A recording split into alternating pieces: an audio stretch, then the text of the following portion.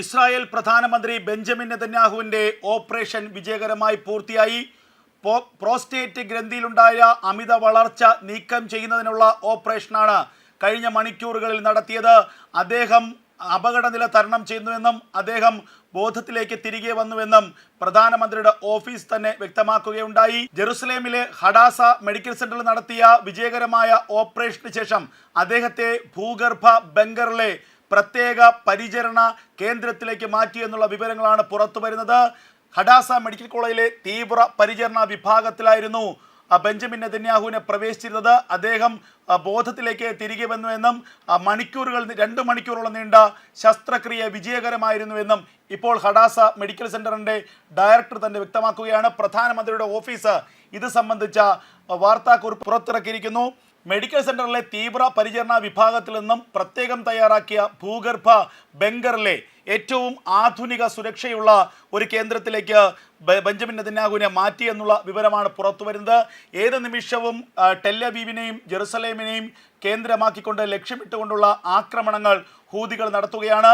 പ്രധാനമന്ത്രി ബെഞ്ചമിൻ നെതന്യാഹുവിൻ്റെ ശസ്ത്രക്രിയ സംബന്ധിച്ച വിവരങ്ങൾ പുറത്തു വന്ന സാഹചര്യത്തിൽ അദ്ദേഹത്തെ ആശുപത്രിയിൽ പ്രവേശിപ്പിച്ചിരിക്കുന്നത്, ആശുപത്രിയിൽ തുടരുന്നത് അദ്ദേഹത്തിൻ്റെ ജീവൻ അപകടത്തിലാക്കാൻ ഇടയാക്കുമെന്ന് മൊസാദിൻ്റെ മുന്നറിയിപ്പുണ്ടായിരുന്നു. ഇതിന് പിന്നാലെയാണ് പ്രത്യേകം തയ്യാറാക്കിയ അജ്ഞാതമായ ഭൂഗർഭ അറയിലേക്ക് അദ്ദേഹത്തെ മാറ്റിയിരിക്കുന്നത്. ഒരാഴ്ച മുതൽ 10 ദിവസത്തോളം ഈ പ്രത്യേക കേന്ദ്രത്തിൽ അദ്ദേഹത്തിനെ പരിചരിക്കേണ്ടി വരും. അദ്ദേഹം ഈ കേന്ദ്രത്തിൽ റെസ്റ്റിലായിരിക്കുമെന്നുള്ള വിവരങ്ങൾ പുറത്തു വരുന്നു.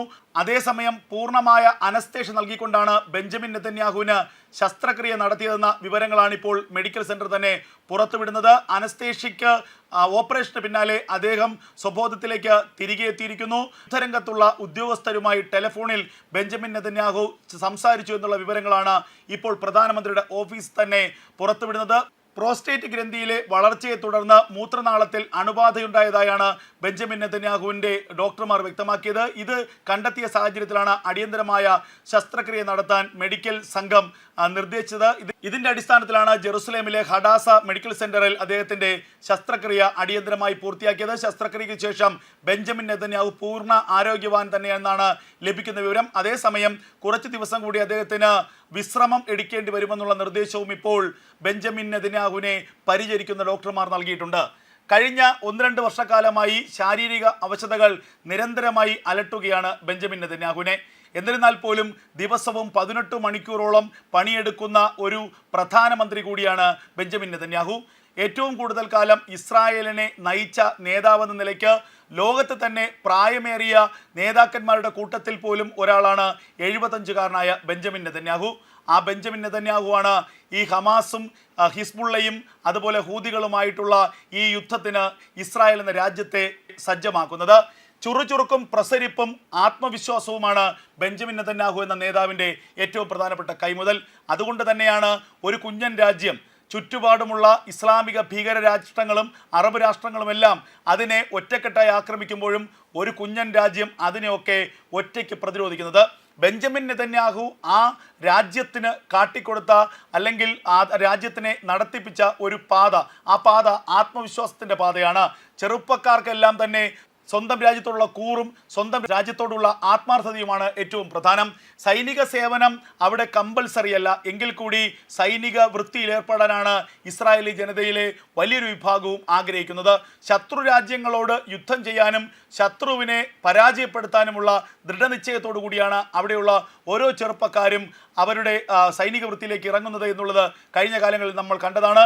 എന്തായാലും 15-16 മാസക്കാലമായി ഇസ്രായേൽ ചുറ്റുമുള്ള ഇസ്ലാമിക ഭീകര സംഘടനകളുമായും ചുറ്റുമുള്ള രാജ്യങ്ങളുമായും യുദ്ധത്തിലാണ്. ഒരു തരത്തിലുള്ള ഇടവേളകളുമില്ലാത്ത നീണ്ട യുദ്ധം. ആ യുദ്ധ കാലയളവിൽ ബെഞ്ചമിൻ നെതന്യാഹു നടത്തിയത് നിരവധി യാത്രകളാണ്. വിശ്രമമില്ലാത്ത ജോലിയിൽ മുഴുകി അദ്ദേഹം. ഇതിനിടയിൽ അദ്ദേഹത്തിന് ഹൃദയ സംബന്ധമായ ശസ്ത്രക്രിയ നടത്തേണ്ടി വന്നു, ഹെർണിയയുടെ ശസ്ത്രക്രിയ നടത്തേണ്ടി വന്നു. അങ്ങനെ ആരോഗ്യപരമായി ഏറ്റവും കൂടുതൽ അലട്ടലുകൾ ബെഞ്ചമിൻ നെതന്യാഹുവിന് നേരിടേണ്ടി വന്ന ഒരു കാലയളവ് കൂടിയായിരുന്നു കഴിഞ്ഞ 14-15 മാസക്കാലം.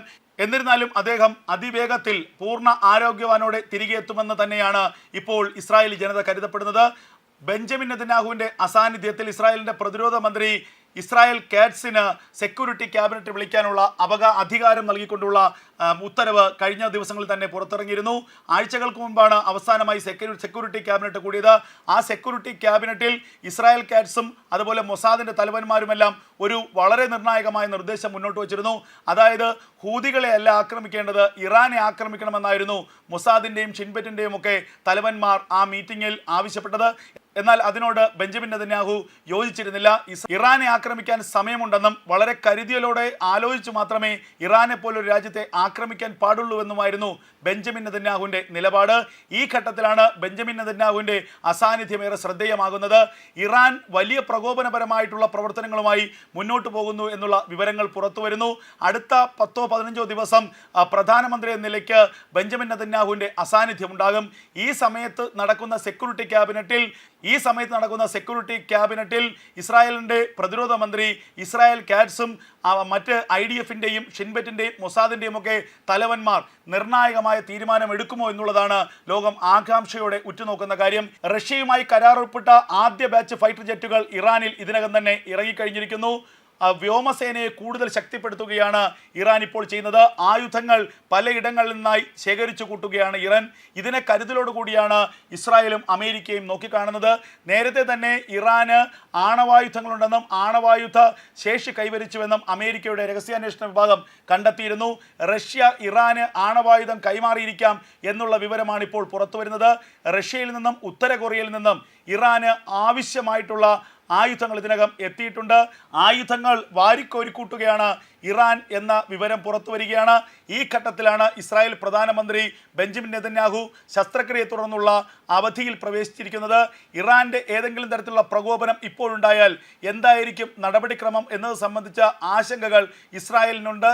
അതേസമയം ബെഞ്ചമിൻ നെതന്യാഹുവിൻ്റെ അസാന്നിധ്യത്തിൽ പ്രതിരോധ മന്ത്രി ഇസ്രായേൽ കാറ്റ്സ് ആയിരിക്കും കാര്യങ്ങൾ തീരുമാനിക്കുക, സെക്യൂരിറ്റി ക്യാബിനറ്റ് വിളിച്ചു ചേർക്കുക തുടങ്ങിയ വിവരങ്ങളാണ് ഇപ്പോൾ പുറത്തു വരുന്നത്. ആശങ്കയിലൂടെ കടന്നു പോവുകയാണ് ലോകം. ഇറാന്റെ മുന്നൊരുക്കം എന്തിനു വേണ്ടിയാണ്? ഇസ്രായേലിനെ ആക്രമിക്കാനാണോ? ഇസ്രായേലിനെതിരെ ഒരു തുറന്ന യുദ്ധത്തിന് ഇറാൻ തയ്യാറെടുക്കുകയാണോ? ഇറാന് ആണവായുധങ്ങൾ റഷ്യ കൈമാറിയിട്ടുണ്ടോ? റഷ്യ എന്ന രാജ്യം ഇറാനിലൂടെ ഇസ്രായേലിനെ ആക്രമിക്കുമോ തുടങ്ങിയ ചോദ്യങ്ങളാണ് ഇപ്പോൾ ഉയരുന്നത്. എന്തായാലും ഏറ്റവും പ്രധാനപ്പെട്ട ചില വാർത്തകൾ വരുന്നു. ഇസ്രായേൽ പ്രധാനമന്ത്രി ബെഞ്ചമിൻ നെതന്യാഹുവിനെ ശസ്ത്രക്രിയയ്ക്ക് ശേഷം ഭൂഗർഭ ബങ്കറിലേക്ക്, അതീവ സുരക്ഷാ സംവിധാനങ്ങൾ ഒരുക്കിയിട്ടുള്ള ഭൂഗർഭ ബങ്കറിലേക്ക് മാറ്റിയിരിക്കുന്നു. ടെലവീവിലോ ജെറുസലേമിലോ ആശുപത്രിയിൽ പ്രവേശിപ്പിച്ചാൽ ഹൂതികളുടെയും ഇറാന്റെ ആക്രമണം ഉണ്ടാകുമെന്നുള്ള മുന്നറിയിപ്പിനെ തുടർന്നാണ് ഏറ്റവും നിർണായകമായ ഒരു നീക്കം ഇസ്രായേൽ നടത്തിയിരിക്കുന്നത്.